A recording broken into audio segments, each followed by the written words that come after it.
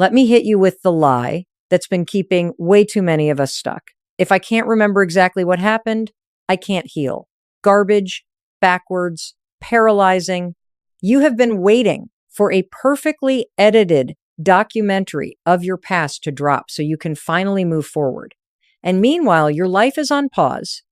Here's the truth. Healing isn't proof you remembered correctly. Healing is proof you chose the next right step. That's it. Not a courtroom verdict, not a confession, a step. I want to validate something right out of the gate because you are not crazy and you are not broken. A lot of trauma doesn't file itself into a neat movie you can replay. It's not Netflix. It's a body alarm. It shows up as a stomach drop at the text you didn't expect. It shows up as your throat closing in a meeting or your voice getting way too loud with someone you love. It shows up as people pleasing on autopilot, as freezing, as fawning, as rage that feels 10x bigger than the moment, as numbness that steals whole afternoons. It's scanning the room for danger when you're just at dinner. It's the I don't know why I do this loop. I know. Me too. That is not weakness. That is your nervous system running protective software. Here's the frame for what we're doing together. We are not convening a trial about your childhood. We're going on a road trip. You're the driver. Your body is the navigation system. The point is not to argue with the signal. Is this really happening? Am I exaggerating? Do I have the full story? The point is to stop the damn car, read the signal, and make the next right turn. You build a life you trust the same way you drive across a state you've never been to. Signal by signal, mile by mile, inch by inch by inch. Quick gut check. Do you find yourself suddenly panicking and you can't explain why? Do you overreact to small stuff and then drown in shame for days? Do you shut down mid-conversation? Do you say yes when your whole body is screaming no? Do you leave your body dissociate when conflict pops off? Do you live on high alert, always bracing? Do you feel like you're managing everybody else just to survive? If you're nodding, you're in the right room. Now, big safety note because I care about you. What I'm teaching is education and tools. If you are in danger, actively unsafe, or in a crisis, you need immediate support and professional care today. Get help. You deserve to be safe right now. For the rest of us, here's the promise. You do not need the full story to heal. You need the next right step. You don't even have to believe you deserve it yet. You can just want it. We will work with the signals in your body, not against them. We will map the patterns you're running now, not wait for perfect answers about then. And we will act our way into safety, into self-trust, into peace, one turn at a time. Here's the thing you were never taught, and it will change everything. Your body fires first. Your brain explains it later. The chain goes like this: sensation, perception, emotion, thought, action. Sensation, perception, then feeling, then thought, then action. Most of you think you're starting at thought, like, I decided to freak out. No, you didn't. Your nervous system hit the alarm, and your brain ran in with a clipboard to make up a story about why. That is not weakness. That is biology doing what it was designed to do: protect you fast. Let me normalize the I don't remember thing because it is messing with your head. Trauma is not always a single clear movie with a villain and a score. It can be pre-verbal. Your system learned it before you had words.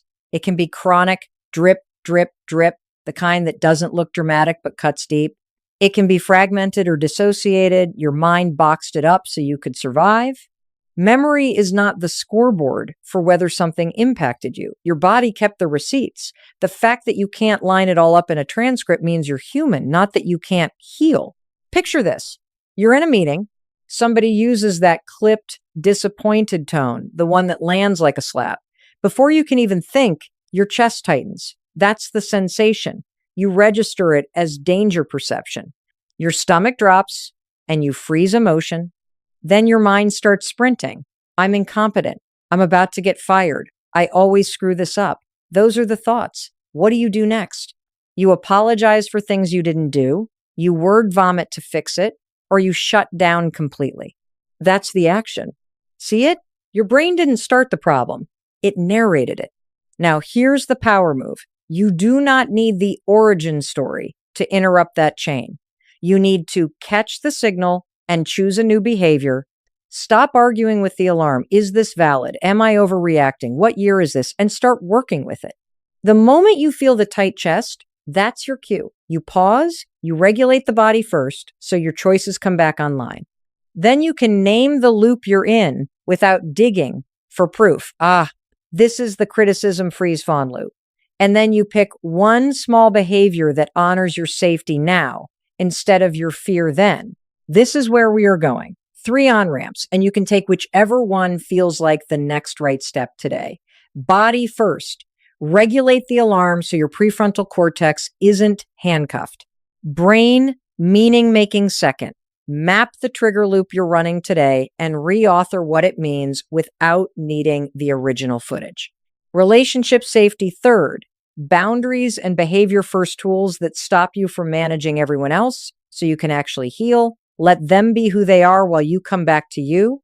Your nervous system is running protective software. It is not out to ruin your life. It is trying to keep you alive with the data it has. Healing starts the second you stop debating the alarm and start partnering with it. This is a driving lesson. Signals, not stories. You feel the rumble strip. You stop the damn car. You make the next right turn inch by inch by inch until your system learns a new route. Let me call out the 2 traps that are wasting your time and stealing your peace. Trap number 1 is the obsessional dig. You turn your past into a crime scene corksboard, red string, late night scrolling, interrogating your family like you're building a case file because you believe that if you could just find the exact missing frame, you'd finally be allowed to heal. Sounds noble. It's not. It is rumination in a trench coat. And it can re-traumatize you because every time you go hunting, you light up the same body alarm without any tools to regulate it. And then your brain sprints in with more theories, more doubt, more maybe I made it up, maybe I'm broken. And you cement the loop. You end up becoming a historian of your pain instead of the driver of your life. Trap number 2 is avoidance. It's fine. I'm fine. Meanwhile, your body's quietly picking up the tab. Insomnia. The Sunday scaries that start on Friday. Shut down when someone raises a voice. Explosive reactions over small stuff you wish you could take back. Chronic people-pleasing that leaves you resentful and depleted. Overworking, over-scrolling, over-functioning, anything to not feel the rumble strip. You mute the signal and then wonder why your relationships feel brittle, your energy's tanked, and you can't trust yourself in the moments that matter. Avoidance looks like control. It is actually a slow leak. I'm not judging you. I've done both. Dig until your eyes burn. Avoid until your life is beige. Neither one delivers you. You don't heal by excavating or escaping. You heal by building capacity inch by inch by inch. There is a middle path, and it's called titration.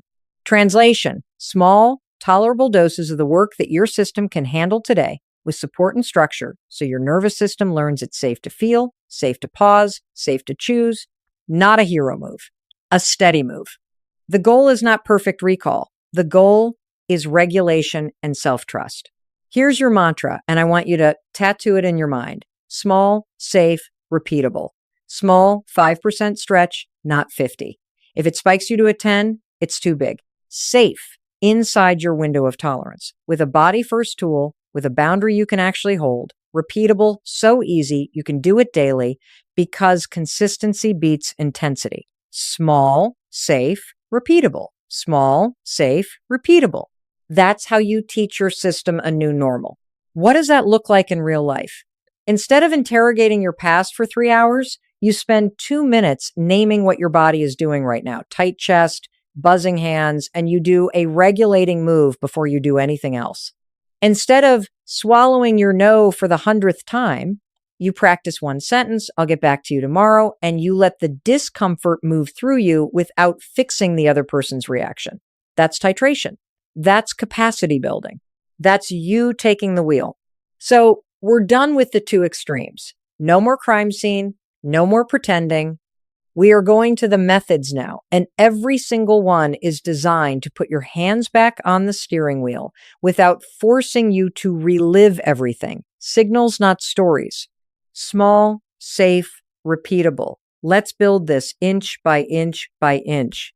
Here's the blunt truth, and I want you to tattoo this on your forehead if you have to. If your body thinks you're in danger, your prefrontal cortex, the part of your brain that plans, reasons, chooses, is offline. You cannot think your way out of a body alarm.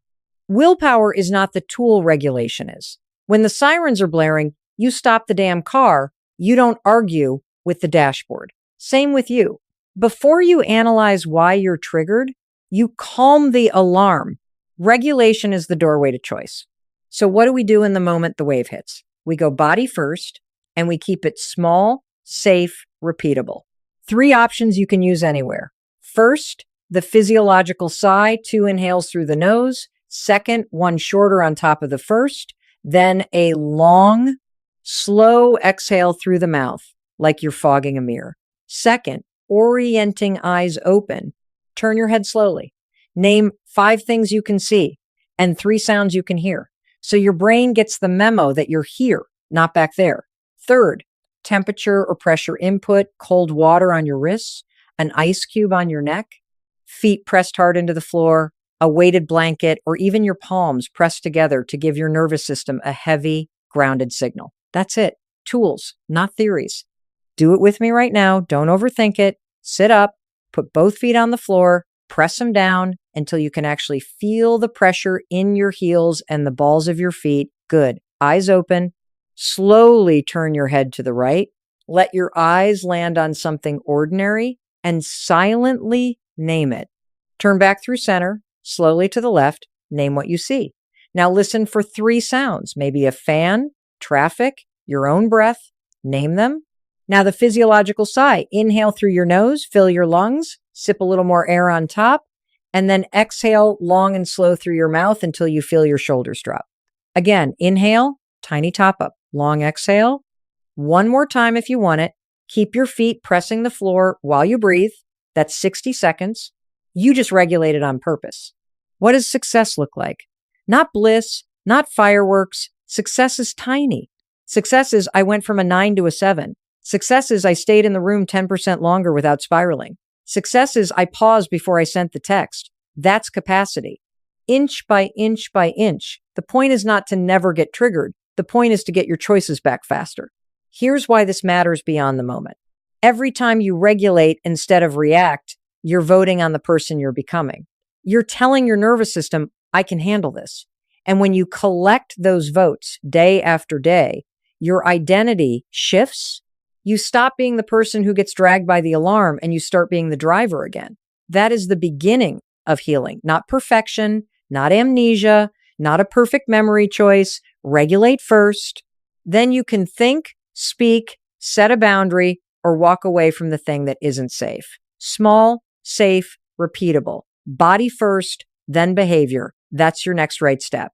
Now that you can pull the emergency brake on the alarm, here's the steering wheel. Your inner compass. Your body is not betraying you. It's a navigation system.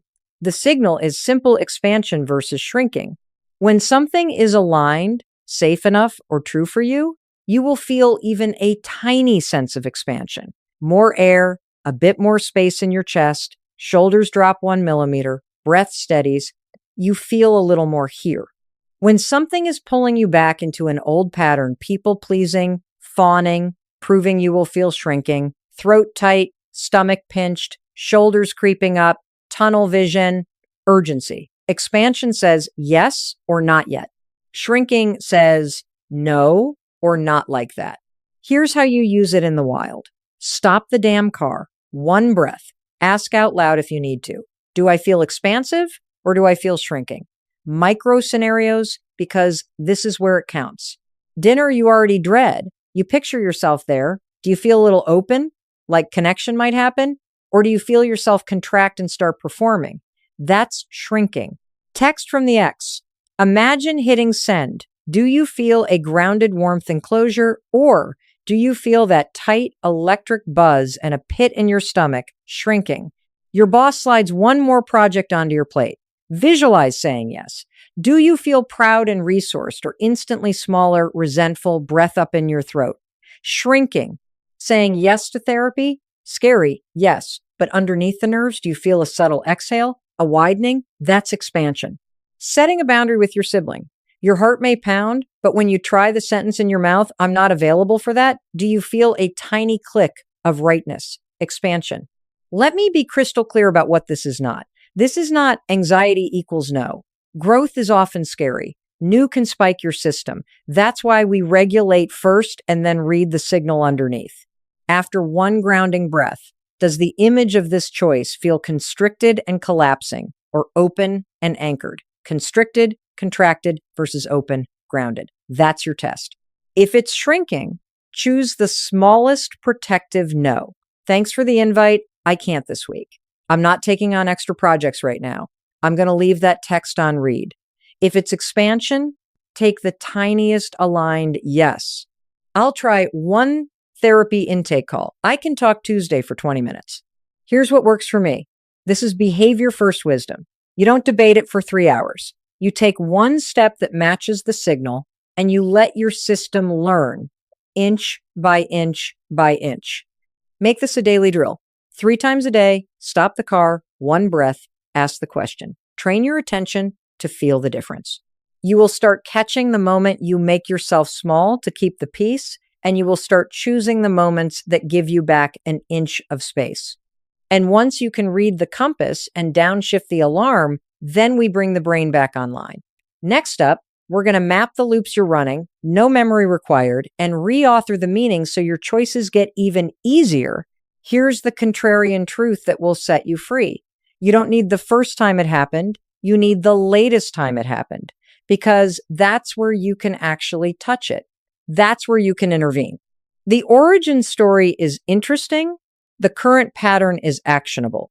We are going to reauthor the pattern you're running today. So your system learns a new route, no time machine, no courtroom, just the next right turn. I want you to use my fast map. Say it with me, because repetition wires it in. Trigger body, sensation. Story in my head, urge, behavior, cost. Again, faster. Trigger, body, story, urge, cost. That's your pattern map. You catch it in the wild and you write a new line where the old one used to run you. Let's do the concrete example, because this is where your life actually changes. Trigger, your boss pings, can we talk? Body sensation, your chest clamps, breath goes shallow, heat in your face. Story in my head, I'm in trouble, I screwed up, I'm about to get fired. Urge behavior, you start over-explaining in an email novella. You apologize for things you didn't do. You people please, I can stay late, I'll fix everything, I'll take on more. Cost, exhaustion, resentment, mistakes from panic, zero boundaries. You teach them you're the 24/7's fixer. That's the loop. You have run it 100 times. Not because you're weak, because your nervous system learned fast that compliance reduced risk. Adaptive then, expensive now. Now we reauthor. The same trigger hits, your body fires, and instead of sprinting, you drop the line that interrupts the trance. This is a body alarm, not a fact. Out loud if you need to.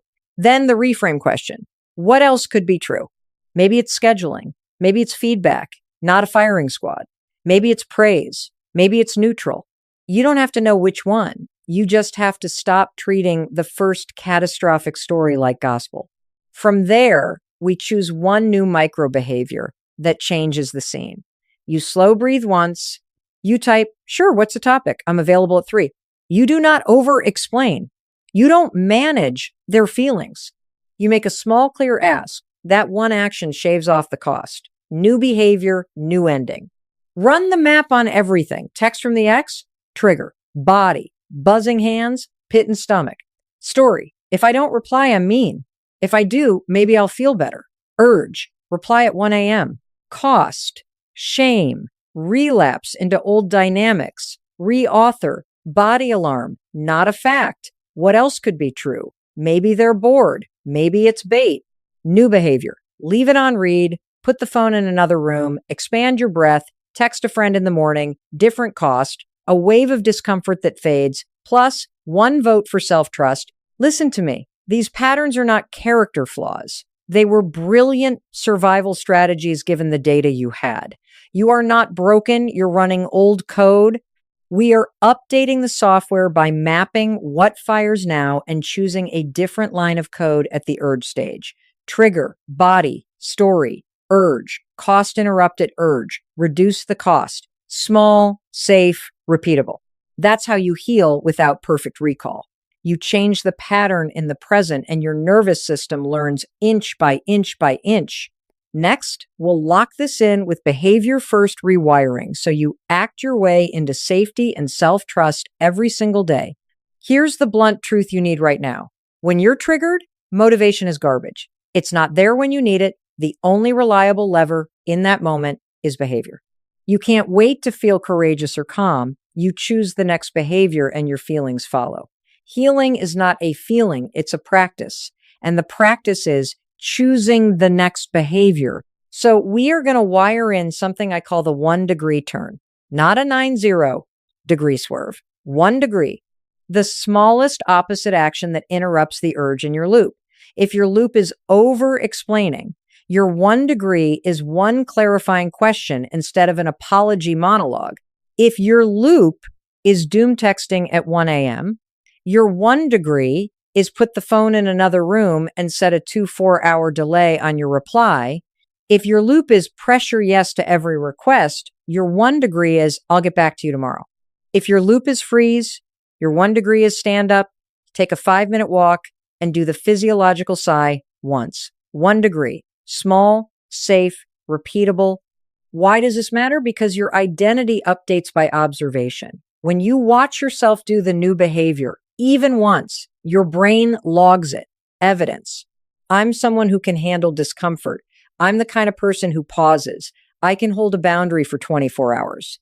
You're reversing the chain action first, then the thought, I can do this, then the feeling of self-trust. You do not need to feel ready. You need to do 1 degree and show yourself you are. Let's make this a plan, not a pep talk. Grab a piece of paper right now and write 3 recurring triggers that get you every damn week. Don't overthink it, boss ping, X text, family group chat, calendar overload. Under each one, write the 1 degree response you will practice this week and make it measurable. If boss pings, can we talk? I will ask 1 clarifying question and wait 10 minutes before any follow-up. If X text, I will delay 24 hours and send a 3-sentence maximum, no justification. If I feel calendar panic, I will take a 5-minute walk and move 1 non-urgent task to Friday. That's it. Now, circle the word practice. Your goal is reps, not perfection. 7 days, 3 reps per trigger. Track them. Put a tiny check mark every time you execute the 1 degree. You are collecting votes for the person you're becoming. And here's the thing you're going to notice by day 3 or 4. The after-urge discomfort that felt like a tidal wave is actually a 2-minute wobble that passes. The more you ride it without collapsing into the old behavior, the faster it moves. You'll feel the click of pride, small but solid, and that click matters more than any motivation speech you've ever heard because it's yours. It's proof, inch by inch by inch. 1 more nudge. A lot of these patterns flare in relationships. Your nervous system is trying to manage their feelings to keep you safe. That is where we take this next. Because you cannot heal while you're still auditioning for approval or running PR for other people's reactions.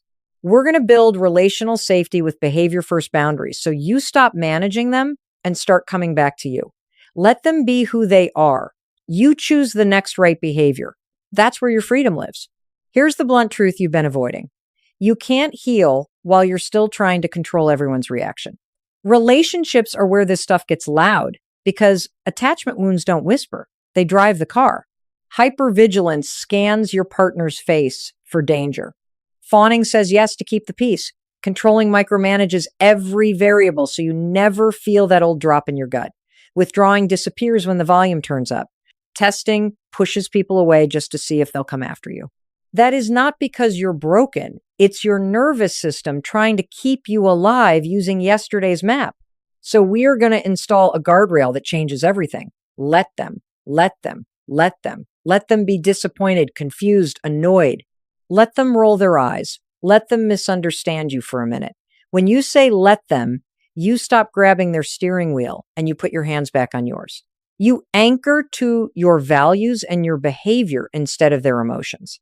The fastest way to take control of your life is to stop controlling everyone around you. Controlling other people's moods is a trauma response masquerading as love and responsibility. I'm just trying to help. No, you're trying to manage their nervous system so yours won't spike. It is exhausting.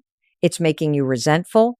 And it's blocking your healing because every time you rush to fix, you abandon yourself. Here's the boundary script ladder, simple to firmer. You practice these out loud until your mouth knows them. I can't do that. Next rung. That doesn't work for me. Next. I'm not available for that conversation. Final rung. If it continues, I'm leaving, hanging up. That's it. Clear, clean behavior first. You don't debate. You don't defend. You decide. Vignette 1. Your aunt drops the guilt grenade, so I guess family doesn't matter to you since you're not coming Sunday. Your body tightens. Stop the damn car. Regulate once. Expansion or shrinking? Shrinking. Let her be disappointed. You stay in your lane. I can't do that. I'll see you next month. She escalates. Wow. Let her. If it continues, you climb a rung. I'm not available for this conversation. If it continues, I'm hanging up. And you do. Not to punish, to protect your peace. Vignette 2. Coworker pushes, need you to take this by EOD. Old you panic yeses and drowns. New you regulates, checks the compass, and says, that doesn't work for me. I can deliver a draft by noon tomorrow or 2 bullets today. What's more useful? They sigh, let them. Their reaction is not your responsibility to manage. Your clarity is. Vignette 3. Partner stonewalls, walks away, shuts down. Old you chases, begs, lectures. New you, regulate. Then I'm not available for the silent treatment. I'm going to take a walk. I can talk at 7. If it continues, you take the final rung. You leave the room, hang up, or pause the conversation. You are not punishing. You are protecting the conditions where a real conversation can happen. This is the move. Let them and come back to you. Your behavior, your choice, your peace. Practice the latter. This week, you'll feel the aftershock wobble and you'll survive it. And every time you hold a clean boundary, you teach your system a new normal, small, safe, repeatable, until the need to manage everyone else gets replaced with something better. Self-trust. Let me prepare you for the part that makes most people quit too early, the aftershock. You set a boundary, you delay the text, you choose the 1-degree turn, and then whiplash. Grief shows up out of nowhere, anger too. You feel exhausted like you ran a marathon in your own living room. Some days you're numb, like your feelings are on airplane mode.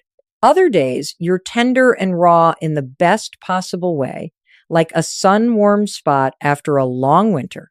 And then there are these flashes of sudden clarity. Oh, that was never my job to fix. This does not mean you're broken. It means you're thawing.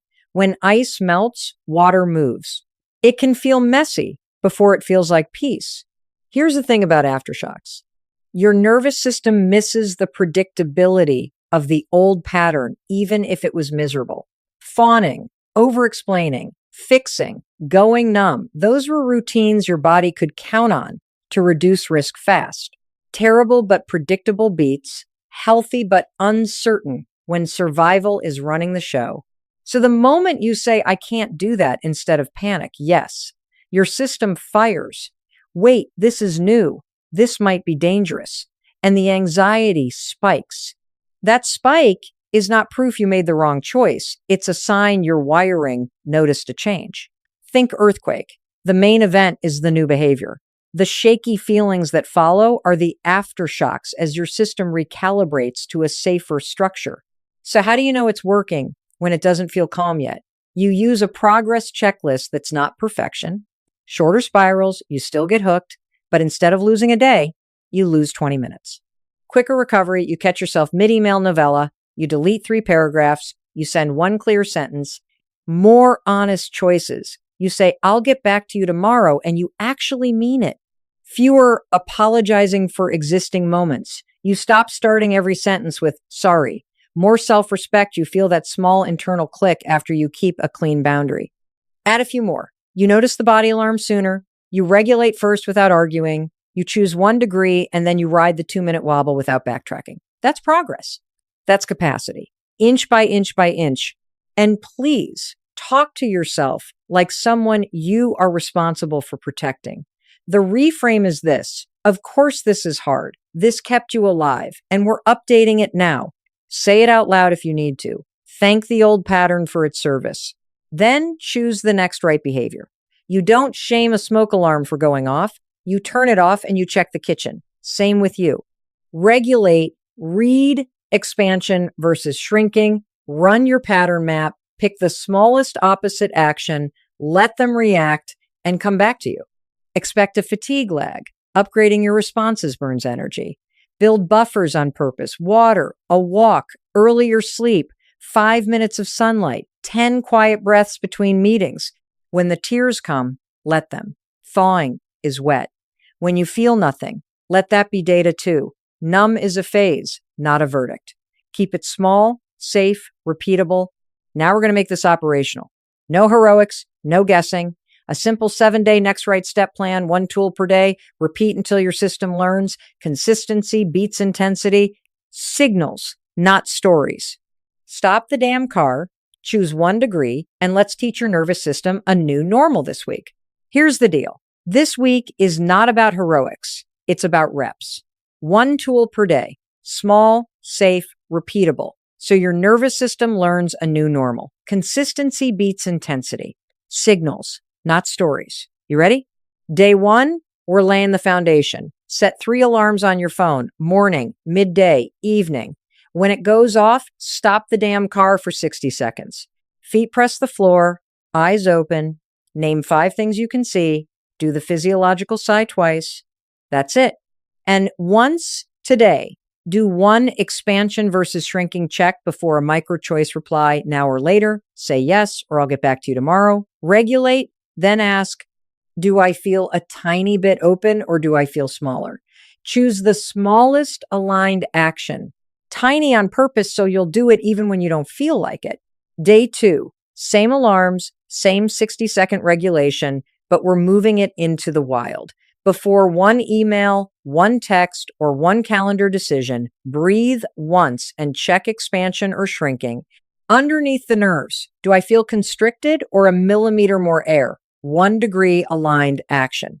Log it with a single sentence in your notes app. D, 2 noon breathed. Sent 1 sentence reply. Anxiety went 86. That's evidence. Inch by inch by inch. Day 3, we map 1 trigger. Pick the one that bites you weekly. Boss ping, family chat, 11 p.m., loneliness. Write the loop in 5 lines. Trigger body story, urge cost. Now, choose the 1 degree opposite action you'll take next time. Ask 1 clarifying question. Delay 24 hours. Stand up and walk 5 minutes. When it happens, execute the 1 degree and then track the outcome with 1 sentence. Urge to over-explain, dropped after walk, sent 2 lines, survived wobble. Day 4, run the map on a second trigger. Same 5 lines, same 1 degree, opposite. Today, add a micro measure. Rate urge intensity before and after on a 110. You're teaching your brain to see progress where perfectionists miss it. 9 to 7 is a win. 7 to 7 with less shame is a win. We log both. Day 5, let them in a low stakes situation. Text back later on purpose. Say, that doesn't work for me, to a small ask. Do not over-explain.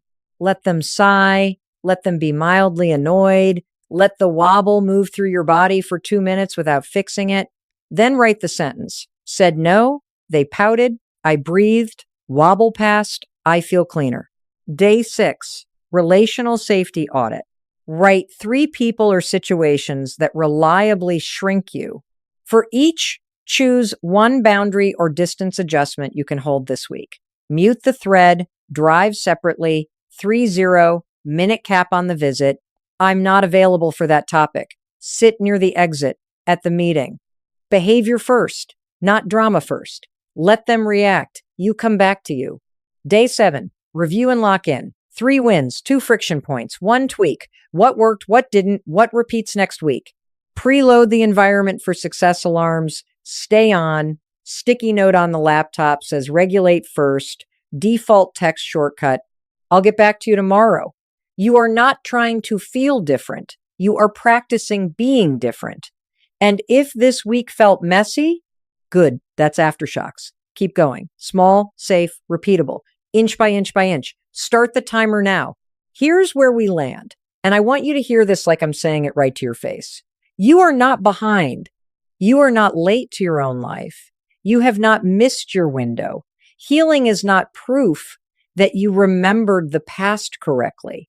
Healing is proof that you chose the next right step in the present. Capacity is what changes your life.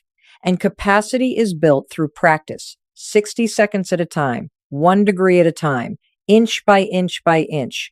That's not a motivational poster. That's the mechanism we just used all week. Regulate first, read the compass, map the loop, choose the behavior, let them repeat. If you needed a sign, this is it. The fact that you're still here means your system wants relief. Wanting is enough to start. You don't have to believe you deserve it yet. You can just want it. That whisper is your inner navigator turning the volume up. Stop the damn car. Put your hands back on the wheel. You do not need a clearer memory. You need a clearer choice. When you practice the choice, your body learns a new normal and your life starts to turn. And let's settle this identity trash right now. You're not too sensitive. You're not crazy. You're not a problem to be fixed. You're a human with a nervous system that learned to survive in the conditions you had. That system did its job. Now you're teaching it to live. That's what regulation is. That's what the expansion versus shrinking test is. That's what boundaries are, behavior for safety. You're not asking permission to take up space. You're proving to yourself through action that you belong in the driver's seat of your own life. So here's your marching order. And I'm dead serious about the timeline. In the next hour, pick one method and do 1 rep. 1, do the 60-second regulation drill or run the expansion versus shrinking test before your next text. Or map 1 loop trigger body story urge cost and write the smallest opposite action. Or send 1 clean boundary line. That doesn't work for me. Then let them. Don't wait for motivation. It's garbage when you're triggered. Don't wait for certainty. You earn it by acting. And remember this, somebody in your life needs you to model what it looks like to choose the next right step, even when the past is blurry. Your kids, your friends, the coworker watching you quietly hold your boundary, they're looking for evidence that change is possible. Let your practice be the evidence. Let your inch by inch be the spark that gives someone else hope. You don't have to understand everything to change everything. You just have to take the next right step. You are not behind. You are reclaiming the steering wheel. Stop the damn car, choose 1 degree, and drive.